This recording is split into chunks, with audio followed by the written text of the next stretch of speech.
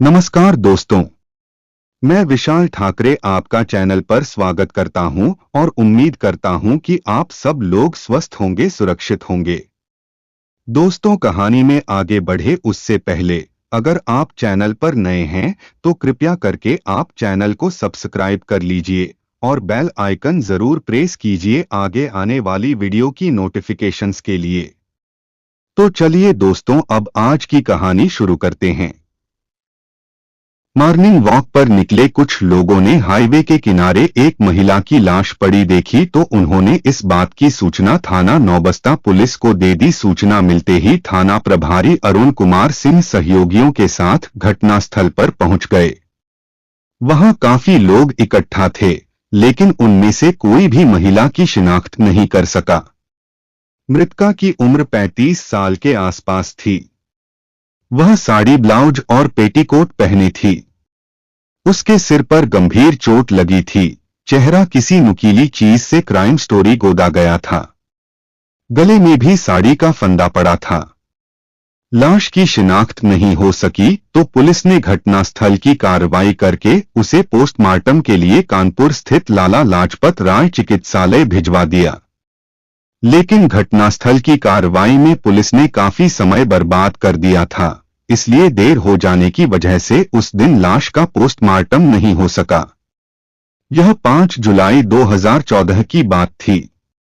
अगले दिन यानी 6 जुलाई को कानपुर से निकलने वाले समाचार पत्रों में जब एक महिला का शव नौबस्ता में हाईवे पर मिलने का समाचार छपा तो थाना चकेरी के मोहल्ला रामपुर श्यामनगर के रहने वाले शिवचरण सिंह भदौरिया को चिंता हुई। इसकी वजह यह थी कि उसकी पत्नी नीलम उर्फ पिंकी पिछले 2 दिनों से गायब थी। इस बीच उसने अपने हिसाब से उसकी काफी खोजबीन की थी, लेकिन उसका कुछ पता नहीं चला था। अखबार में समाचार पढ़ने के बाद शिवचरण सिंह अपने दोनों बेटों सचिन और शिवम को साथ लेकर थाना नौबस्ता पहुंचा और थाना प्रभारी अरुण कुमार सिंह को बताया कि उसकी पत्नी परसों से गायब है। वह हाईवे के किनारे मिली महिला की लाश को देखना चाहता है।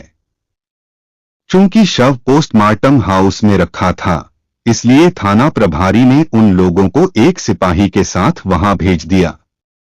शिवचरण सिंह बेटों के साथ वहां पहुंचा तो लाश देखते ही वह फूट फूट कर रो पड़ा, क्योंकि वह लाश उसकी पत्नी नीलम की थी। उसके दोनों बेटे सचिन और शिवम भी मां की लाश देखकर रोने लगे थे। इस तरह हाईवे के किनारे मिले महिला के शव की शिनाख्त हो गई थी। लाश की शिनाख्त कर शिवचरण सिंह बेटों के साथ थाने आ गए। थाना प्रभारी अरुण कुमार सिंह ने शिवचरण से पूछताछ की तो उसने बताया कि उसकी पत्नी नीलम 4 जुलाई की शाम 4 बजे से गायब है। घर से निकलते समय उसने बच्चों से कहा था कि वह उनकी स्कूली ड्रेस लेने दर्जी के यहां जा रही है। उधर से ही वह घर का सामान भी ले आएगी, लेकिन वह गई तो लौट कर नहीं आई। आज सुबह उसने अखबार में महिला के शव मिलने की खबर पढ़ी तो वह थाने आया और पोस्टमार्टम हाउस जाकर देखी तो पता चला कि उसकी तो हत्या हो चुकी है। हत्या किसने की होगी, इस बारे में तुम कुछ बता सकते हो? थाना प्रभारी अरुण कुमार सिंह ने पूछा। साहब, हमें संदेह नहीं, पूरा विश्वास है कि नीलम की हत्या सब इंस्पेक्टर जगराम सिंह ने की है।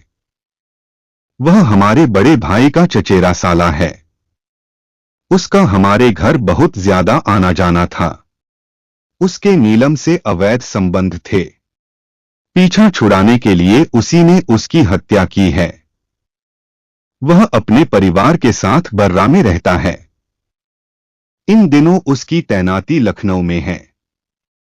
शिवचरण सिंह ने जैसे ही कहा कि नीलम की हत्या सब इंस्पेक्टर जगराम सिंह ने की है, थाना प्रभारी अरुण कुमार सिंह ने उसे डांटा, तुम्हारा दिमाग खराब है। नीलम की हत्या नहीं हुई है।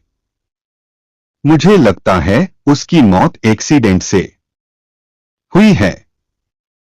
पोस्टमार्टम रिपोर्ट आएगी तो पता चल जाएगा कि वह कैसे मरी है। पोस्टमार्टम रिपोर्ट के अनुसार नीलम की हत्या बड़ी ही बेरहमी से की गई थी। उसकी मौत सिर की हड्डी टूटने से हुई थी। उसके चेहरे को चाकू की नोक से गोदा गया था।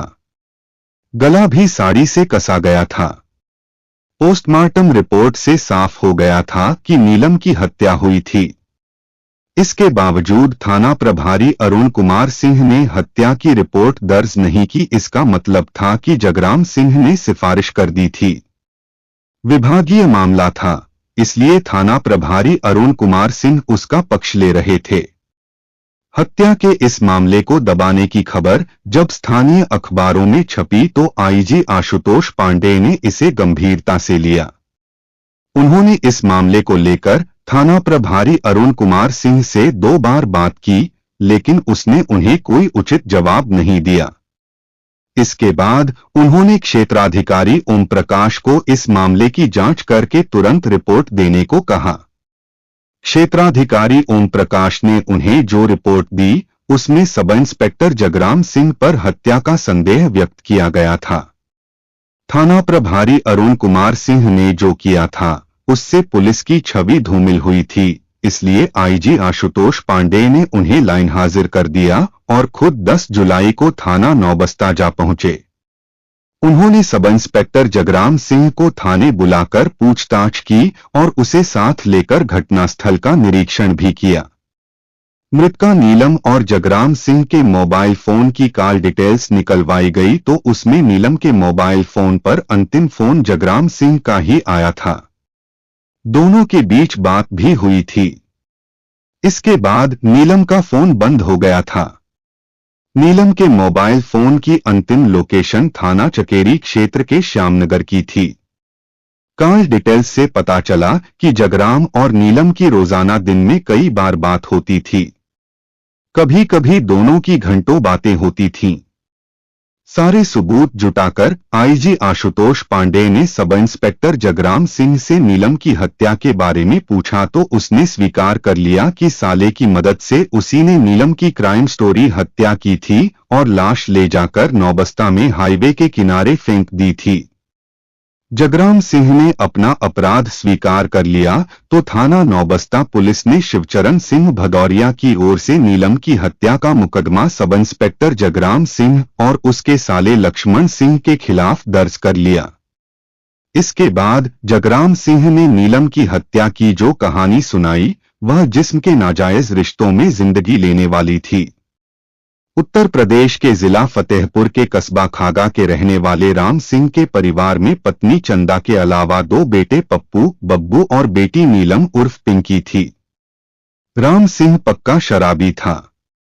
अपनी कमाई का ज्यादा हिस्सा वह शराब में उड़ा देता था। बाप की देखा देखी बड़े बेटे पप्पू को भी शराब का शौक लग गया। जैसा बाप वैसा बेटा। पप्पू कुछ करता भी नहीं था। नीलम उर्फ पिंकी राम सिंह की दूसरे नंबर की संतान थी। वह सयानी हुई तो राम सिंह को उसकी शादी की चिंता हुई। उसके पास कोई खास जमा पूंजी तो थी नहीं, इसलिए वह इस तरह का लड़का चाहता था जहां ज्यादा दान दहेज न देना पड़े। उसने तलाश शुरू की तो जल्दी ही उसे कानपुर शहर के थाना चकेरी के श्यामनगर रामपुर में किराए पर रहने वाला शिवचरण सिंह भदौरिया मिल गया। शिवचरण सिंह शहर के मशहूर होटल लिटिल में चीफ वेटर था। राम सिंह को शिवचरण पसंद आ गया। उसके बाद अपनी हैसियत के हिसाब से लेन देन करके उसने नीलम की शादी शिवचरण सिंह के साथ कर दी। नीलम जैसी खूबसूरत पत्नी पाकर शिवचरण बेहद खुश था। से समय गुजरने लगा।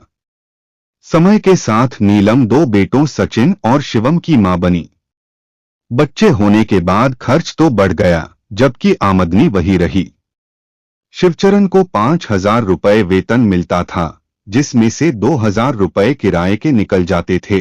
1,000-1,500 रुपए नीलम के फैशन पर खर्च हो जाते थे। बाकी बचे रुपयों में घर चलाना मुश्किल हो जाता था। इसलिए घर में हमेशा तंगी बनी रहती थी। पैसों को लेकर अक्सर शिवचरण और नीलम में लड़ाई झगड़ा होता रहता था। रोज की लड़ाई और अधिक कमाई के चक्कर में शिवचरण ने नीलम की ओर ध्यान देना बंद कर दिया। पत्नी की किचकिच की वजह से वह तनाव में भी रहने लगा। इस सब से छुटकारा पाने के लिए वह शराब पीने लगा। संयोग से उसी बीच शिवचरण के घर उसके बड़े भाई के चचेरे साले यानी नीलम की जेठानी प्रीति के चचेरे भाई जगराम सिंह का आना जाना शुरू हुआ। जगराम सिंह अपने परिवार के साथ बर्रा कॉलोनी में रहता था। वह हेड कांस्टेबल था, लेकिन इधर प्रमोशन से सब इंस्पेक्टर हो गया था। उसकी ड्यूटी लखनऊ में दर्जा प्राप्त राज्य मंत्री सुदीप रंजन सेन के यहाँ थी। नीलम जगराम सिंह की मीठी मीठी बातों और अच्छे व्यवहार से काफी प्रभावित थी। एक तरह से नीलम उसकी बहन थी, लेकिन 2 बच्चों की मां होने के बावजूद नीलम की देहयष्टि और सुंदरता ऐसी थी कि किसी भी पुरुष की नीयत खराब हो सकती थी। शायद यही वजह थी कि भाई लगने के बावजूद जगराम सिंह की भी नीयत उस पर खराब हो गई थी। घर आने जाने से जगराम सिंह को नीलम की परेशानियों का पता चल ही गया था, इसलिए उस तक पहुंचने के लिए वह उसकी परेशानियों का फायदा उठाते हुए हर तरह से मदद करने लगा। नीलम जब भी उससे पैसा मांगती, वह बिना नानुकुर किए दे देता। अगर कभी शिवचरण पैसे मांग लेता तो वह उसे भी दे देता। शिवचरण भले ही जगराम की मन की बात से अनजान था, लेकिन नीलम सब जानती थी। वह जान गई थी कि जगराम उस पर इतना क्यों मेहरबान है। उसकी नजरों से उसने उसके दिल की बात जान ली थी। एक तो नीलम को पति का सुख उस तरह नहीं मिल रहा था जिस तरह मिलना चाहिए था, दूसरे जगराम अब उसकी जरूरत बन गया था। इसलिए उसे जाल में फंसाए रखने के लिए नीलम उससे हंसी मजाक ही नहीं करने लगी, बल्कि उसके करीब भी आने लगी थी। आस पड़ोस में सभी लोगों को उसने यही बता रहा था कि यह उसके जेठानी का भाई है। इसलिए नीलम को लगता था कि उसके आने जाने पर कोई शक नहीं करेगा। नीलम की मौन सहमति पाकर एक दिन उसे घर में अकेली पाकर जगराम सिंह ने उसका हाथ पकड़ लिया।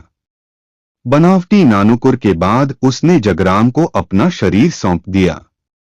जगराम से उसे जो सुख मिला, उसने रिश्तों की मर्यादा को भुला दिया। इसके बाद नीलम और जगराम जब भी मौका पाते एक हो जाते। नीलम को जगराम सिंह के साथ शारीरिक सुख में कुछ ज्यादा ही आनंद आता था, इसलिए वह उसका भरपूर सहयोग करने लगी थी। कभी कभी तो जगराम से मिलने वाले सुख के लिए वह बच्चों को बहाने से घर के बाहर भी भेज देती थी। कुछ सालों तक तो उनका यह संबंध लोगों की नजरों से छिपा रहा, लेकिन जगराम सिंह का शिवचरण के घर अक्सर आना और घंटों पड़े रहना लोगों को खटकने लगा। नीलम और उसके सब इंस्पेक्टर भाई के हाव भाव और कार्यशैली से लोगों को विश्वास हो गया कि उनके बीच गलत संबंध है। जगराम सिंह बेहद चालाकी से काम ले रहा था। वह जब भी शिवचरण की मौजूदगी में आता, काफी गंभीर बना रहता। वह इस बात का आभास तक न होने देता कि उसके और नीलम के बीच कुछ चल रहा है। तब वह पूरी तरह से रिश्तेदार बना रहता। लेकिन एकांत मिलते ही वह रिश्तेदार के बजाय नीलम का प्रेमी बन जाता। जब मामला कुछ ज्यादा ही बढ़ गया तो पड़ोसियों ने शिवचरण के कान भरने शुरू किए। उसने अतीत में झांका तो उसे भी संदेह हुआ। फिर एक दिन जगराम घर आया तो वह होटल जाने की बात कहकर घर से निकला जरूर, लेकिन आधे घंटे बाद ही वापस आ गया। उसने देखा कि दोनों बेटे बाहर खेल रहे हैं और कमरे की अंदर से सिटकनी बंद है। उसने सचिन से पूछा, क्या बात है, कमरे का दरवाजा क्यों बंद है, तुम्हारी मम्मी कहाँ हैं? मम्मी और मामा कमरे में हैं। हम कब से उन्हें बुला रहे हैं, वे दरवाजा खोल ही नहीं रहे हैं, सचिन ने कहा। शिवचरण को संदेह तो था ही, अब विश्वास हो गया। वह नीलम को आवाज देकर दरवाजा पीटने लगा। अचानक शिवचरण की आवाज सुनकर दोनों घबरा गए। वे जल्दी से उठे और अपने अपने कपड़े ठीक किए। इसके बाद नीलम ने आकर दरवाजा खोला। नीलम की हालत देखकर शिवचरण सारा माजरा समझ गया। उसे कुछ कहे बगैर वह कमरे के अंदर आया तो देखा जगराम सोने का नाटक किए चारपाई पर लेटा था।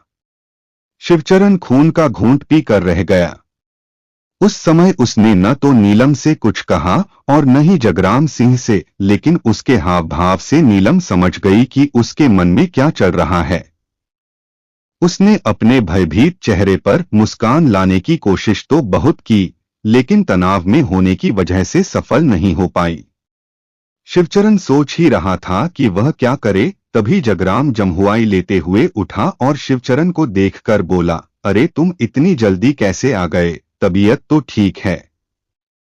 शिवचरण ने जगराम सिंह के चेहरे पर नजरें जमाकर दबे स्वर में कहा, तबीयत तो ठीक है, लेकिन दिमाग ठीक नहीं है। इतना कहकर ही शिवचरण बाहर चला गया।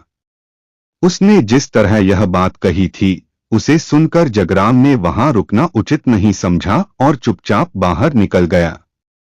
उसके जाते ही शिवचरण वापस लौटा और नीलम की चोटी पकड़कर बोला, बदलचन औरत, इस उम्र में तुझे यह सब करते शर्म भी नहीं आई, वह भी उस आदमी के साथ जो तेरा भाई लगता है। नीलम की चोरी पकड़ी गई थी, इसलिए वह कुछ बोल नहीं पाई। गुस्से में तप रहे शिवचरण ने नीलम को जमीन पर पटक दिया और लात घूंसों से पिटाई करने लगा। नीलम चीखती चिल्लाती रही, लेकिन शिवचरण ने उसे तभी छोड़ा जब वह उसे मारते मारते थक गया। इसके बाद शिवचरण नीलम पर नजर रखने लगा था। उसने बेटों से भी कह दिया था कि जब भी मामा घर आए वे उससे बताएं। जिस दिन शिवचरण को पता चलता कि जगराम आया था, उस दिन शिवचरण नीलम पर कहर बनकर टूटता था। अब जगराम और नीलम काफी सावधानी बरतने लगे थे। वह तभी नीलम से मिलने आता था जब उसे पता चलता था कि घर पर न बेटे हैं और न शिवचरण। इसी बात की जानकारी के लिए जगराम सिंह ने नीलम को एक मोबाइल फोन खरीद कर दे दिया था। इससे दोनों की रोजाना बातें तो होती ही रहती थीं, इसी से मिलने का समय भी तय होता था। एक दिन शिवचरण ने नीलम को जगराम से बातचीत करते पकड़ लिया तो मोबाइल फोन छीन कर पटक दिया। लेकिन अगले ही दिन जगराम ने उसे दूसरा मोबाइल फोन खरीद कर दे दिया। काफी प्रयास के बाद भी शिवचरण नीलम और जगराम को अलग नहीं कर सका, तो उसने जगराम के घर जाकर उसकी पत्नी लक्ष्मी से सारी बात बता दी। इसके बाद जगराम के घर कलह शुरू हो गई। यह कलह इतनी ज्यादा बढ़ गई कि लक्ष्मी ने बच्चों के साथ आत्मदाह करने की धमकी दे डाली। पत्नी की इस धमकी से जगराम डर गया। उसने पत्नी से वादा किया कि अब वह नीलम से संबंध तोड़ लेगा। उसने नीलम से मिलना कम कर दिया तो इससे नीलम नाराज हो गई। इधर उसने पैसों की मांग भी अधिक कर दी थी, जिससे जगराम को परेशानी होने लगी थी। एक ओर जगराम सिंह अपनी पत्नी और बच्चों को छोड़ नहीं सकता था। दूसरी ओर अब नीलम से भी पीछा छुड़ाना आसान नहीं रह गया था। वह बदनाम करने की धमकी देने लगी थी। उसकी धमकी और मांगों से तंग आकर जगराम सिंह ने नीलम से पीछा छुड़ाने के लिए अपने साले लक्ष्मण के साथ मिलकर उसे खत्म करने की योजना बना डाली। संयोग से उसी बीच नीलम ने बच्चों की ड्रेस, फीस, कॉपी किताब और घर के खर्च के लिए जगराम से 10,000 रुपए मांगे। जगराम ने कहा कि पैसों का इंतजाम होने पर वह उसे फोन से बता देगा।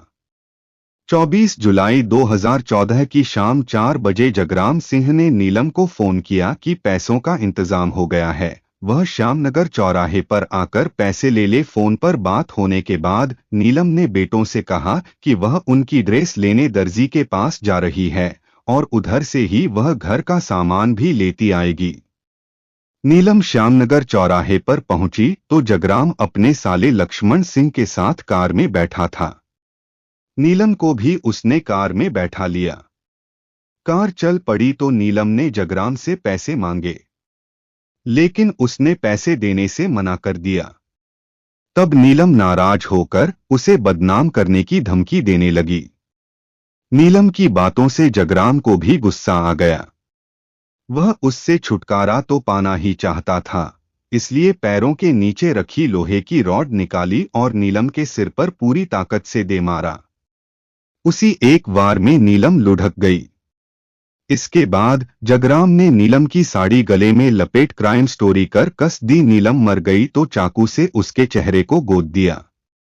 जगराम अपना काम करता रहा और लक्ष्मण कार चलाता रहा। चलती कार में नीलम की बेरहमी से हत्या करके जगराम और लक्ष्मण ने देर रात उसकी लाश को नौबस्ता ले जाकर हाईवे के किनारे फेंक दिया और खुद कार लेकर अपने घर चले गए। पूछताछ के बाद 10 जुलाई 2014 को थाना नौबस्ता पुलिस ने अभियुक्त सब इंस्पेक्टर जगराम सिंह को कानपुर की अदालत में पेश किया, जहां से उसे जेल भेज दिया गया। कथा लिखे जाने तक उसकी जमानत नहीं हुई थी। उसका साला लक्ष्मण फरार था। पुलिस उसकी तलाश में जगह जगह छापे मार रही थी। तो दोस्तों, यह थी आज की पूरी कहानी। अब कहानी के बारे में आपकी क्या राय है, कमेंट करके जरूर बताएं। क्योंकि मेरा चैनल अभी नया है, इसलिए सहयोग जरूर बनाए रखें। तो चलिए दोस्तों, आज के लिए इतना ही। कल फिर मिलते हैं एक नई क्राइम की कहानी के साथ। तब तक के लिए जय हिंद दोस्तों, जय भारत।